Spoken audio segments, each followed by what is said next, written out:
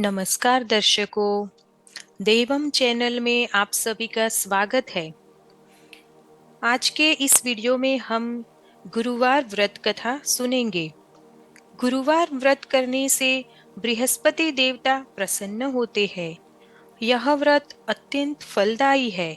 अग्नि पुराण के अनुसार अनुराधा नक्षत्र युक्त गुरुवार से आरंभ करके 7 गुरुवार व्रत करने से बृहस्पति ग्रह की हर पीड़ा से मुक्ति मिलती है। बृहस्पतिवार व्रत कथा प्राचीन समय की बात है। एक नगर में एक बड़ा व्यापारी रहता था। वह जहाजों में माल लदवाकर दूसरे देशों में भेजा करता था। वह जिस प्रकार अधिक धन कमाता था, उसी प्रकार जी खोलकर दान भी करता था। परंतु उसकी पत्नी अत्यंत कंजूस थी। वह किसी को एक दमड़ी भी नहीं देने देती थी। एक बार सेठ जब दूसरे देश व्यापार करने गया, तो पीछे से बृहस्पति देव ने साधु वेश में उसकी पत्नी से भिक्षा मांगी। व्यापारी की पत्नी बृहस्पति देव से बोली, हे साधु महाराज, मैं इस दान और पुण्य से तंग आ गई हूँ। आप कोई ऐसा उपाय बताए जिससे मेरा सारा धन नष्ट हो जाए और मैं आराम से रह सकूं। मैं यह धन लूटता हुआ नहीं देख सकती। बृहस्पति देव ने कहा, हे देवी, तुम बड़ी विचित्र हो। संतान और धन से कोई दुखी होता है? अगर अधिक धन है तो इसे शुभ कार्यों में लगाओ। कुंवारी कन्याओं का विवाह कराओ, विद्यालय और बाग बगीचों का निर्माण कराओ। ऐसे पुण्य कार्य करने से तुम्हारा लोक परलोक सार्थक हो सकता है। परंतु साधु की इन बातों से व्यापारी की पत्नी को खुशी नहीं हुई। उसने कहा, मुझे ऐसे धन की आवश्यकता नहीं है जिसे मैं दान में दूं। तब बृहस्पति देव बोले, यदि तुम्हारी ऐसी इच्छा है तो तुम एक उपाय करना। 7 बृहस्पतिवार घर को गोबर से लीपना, अपने केशों को पीली मिट्टी से धोना, केशों को धोते समय स्नान करना, व्यापारी से हजामत बनाने को कहना, भोजन में मांस मदिरा खाना, कपड़े अपने घर धोना। ऐसा करने से तुम्हारा सारा धन नष्ट हो जाएगा। इतना कहकर बृहस्पति देव अंतर्ध्यान हो गए। व्यापारी की पत्नी ने बृहस्पति देव के कहे अनुसार 7 बृहस्पतिवार वैसा ही करने का निश्चय किया। केवल 3 बृहस्पतिवार बीते थे कि उसकी समस्त धन संपत्ति नष्ट हो गई और वह परलोक सिधार गई। जब व्यापारी वापस आया तो उसने देखा कि उसका सब कुछ नष्ट हो चुका है। उस व्यापारी ने अपनी पुत्री को सांत्वना दी और दूसरे नगर में जाकर बस गया। वहां वह जंगल से लकड़ी काटकर लाता और शहर में बेचता। इस तरह वह अपना जीवन व्यतीत करने लगा।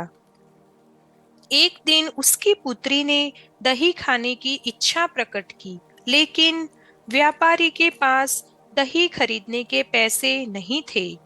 वह अपनी पुत्री को आश्वासन देकर जंगल में लकड़ी काटने चला गया। वहां एक वृक्ष के नीचे बैठकर अपनी पूर्व दशा पर विचार कर कर रोने लगा। उस दिन बृहस्पतिवार था। तभी वहां बृहस्पति देव साधु के रूप में सेठ के पास आए और बोले, हे मनुष्य, तू इस जंगल में किस चिंता में बैठा है? तब व्यापारी बोला, हे महाराज, आप सब कुछ जानते हैं। इतना कहकर व्यापारी अपनी कहानी सुनाकर रो पड़ा। बृहस्पति देव बोले, देखो बेटा, तुम्हारी पत्नी ने बृहस्पति देव का अपमान किया था, इसी कारण तुम्हारा यह हाल हुआ है। लेकिन अब तुम किसी प्रकार की चिंता मत करो। तुम गुरुवार के दिन बृहस्पति देव का पाठ करो। 2 पैसे के चने और गुड़ को लेकर जल के लोटे में शक्कर डालकर वह अमृत और प्रसाद अपने परिवार के सदस्यों और कथा सुनने वालों में बांट दो। स्वयं भी प्रसाद और चरणामृत लो। भगवान तुम्हारा अवश्य कल्याण करेंगे। साधु की बात सुनकर व्यापारी बोला, महाराज, मुझे तो इतना भी नहीं बचता कि मैं अपनी पुत्री को दही लाकर दे सकूं। इस पर साधु जी बोले, तुम लकड़ियां शहर में बेचने जाना। तुम्हें लकड़ियों के दाम पहले से चौगुने मिलेंगे, जिससे तुम्हारे सारे कार्य सिद्ध हो जाएंगे।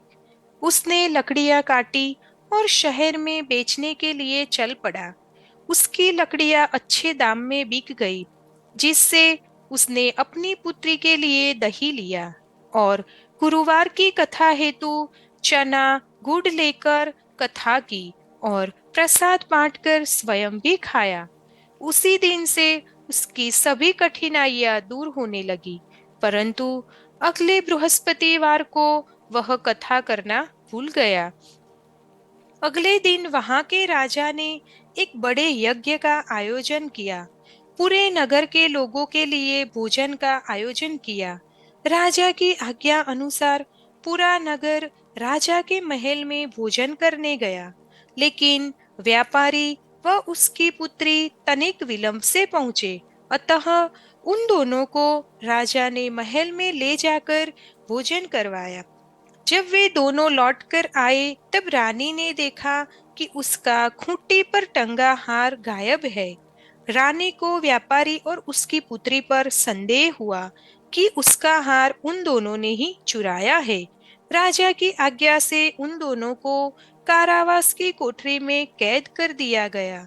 कैद में पकड़कर दोनों अत्यंत दुखी हुए। वहां उन्होंने बृहस्पति देवता का स्मरण किया। बृहस्पति देव ने प्रकट होकर व्यापारी को उसकी भूल का आभास कराया और उन्हें सलाह दी कि गुरुवार के दिन कैदखाने के दरवाजे पर तुम्हें 2 पैसे मिलेंगे। उनसे तुम चने और मुनक्का मंगवाकर विधि पूर्वक बृहस्पति देवता का पूजन करना। तुम्हारे सब दुख दूर हो जाएंगे। बृहस्पतिवार को कैदखाने के द्वार पर उन्हें 2 पैसे मिले। बाहर सड़क पर एक स्त्री जा रही थी। व्यापारी ने उसे बुलाकर गुड़ और चने लाने को कहा। इस पर वह स्त्री बोली, मैं अपनी बहू के लिए गहने लेने जा रही हूँ, मेरे पास समय नहीं है। इतना कहकर वह चली गई। थोड़ी देर बाद वहां से एक और स्त्री निकली। व्यापारी ने उसे बुलाकर कहा कि हे बहन, मुझे बृहस्पतिवार की कथा करनी है, तुम मुझे 2 पैसे का गुड़ चना ला दो। बृहस्पति देव का नाम सुनकर वह स्त्री बोली, भाई, मैं तुम्हें अभी गुड़ चना लाकर देती हूँ। मेरा इकलौता पुत्र मर गया है, मैं उसके लिए कफन लेने जा रही थी, लेकिन मैं पहले तुम्हारा काम करूंगी, उसके बाद अपने पुत्र के लिए कफन लाऊंगी। वह स्त्री बाजार से व्यापारी के लिए गुड़ चना ले आई और स्वयं भी बृहस्पति देव की कथा सुनी। कथा के समाप्त होने पर वह स्त्री कफन लेकर अपने घर गई। घर पर लोग उसके पुत्र की लाश को राम नाम सत्य है कहते हुए स्मशान ले जाने की तैयारी कर रहे थे। स्त्री बोली, मुझे अपने लड़के का मुख देख लेने दो। अपने पुत्र का मुख देखकर उस स्त्री ने उसके मुंह में प्रसाद और चरणामृत डाला। प्रसाद और चरणामृत के प्रभाव से वह पुनः जीवित हो गया।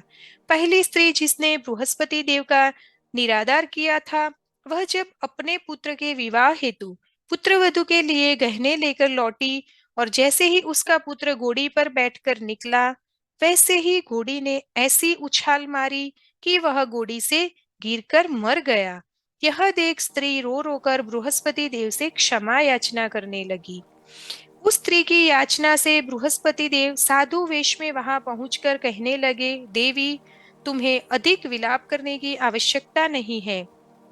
यह बृहस्पति देव का अनादर करने के कारण हुआ था।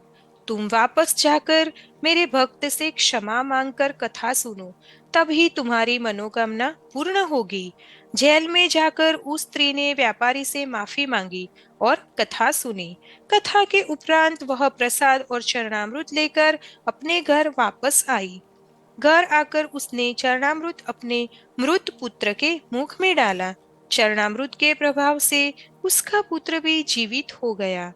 उसी रात बृहस्पति देव राजा के सपने में आए और बोले, हे राजन, तूने जिस व्यापारी और उसकी पुत्री को जेल में कैद कर रखा है, वह बिल्कुल निर्दोष है। तुम्हारी रानी का हार वहीं खूंटी पर टंगा है। दिन निकला तो राजा रानी ने हार खूंटी पर लटका हुआ देखा। राजा ने उस व्यापारी और उसकी पुत्री को रिहा कर दिया और उन्हें आधा राज्य देकर उसकी पुत्री का विवाह उच्च कुल में करवाकर दहेज में हीरे जवाहरत दिए। धन्यवाद।